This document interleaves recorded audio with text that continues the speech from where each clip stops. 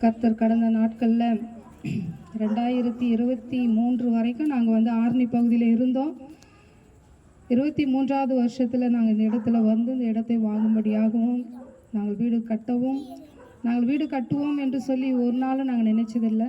ஆனால் வந்து கர்த்தர் இந்த நாட்களில் இந்த வீடு கட்டி இந்த இடத்துல நாங்கள் ஆராதனை செய்யவும் அநேக ஊழியங்களில் நாங்கள் தாங்கவும் கர்த்தர் எங்களுக்கு கிருபை செய்திருக்கிற தயவுக்காய் நன்றி செலுத்துகிறேன். ஒரு வார்த்தை இருக்குது, வருத்தப்பட்டு பாரம் சுமக்கிறவர்களே நீங்கள் எல்லோரும் கர்த்தரிடத்தில் வாருங்கள். இந்த நாட்களில் அநேக இடங்களில் நம்மளுக்கு வருத்தம் தான் இருக்குது.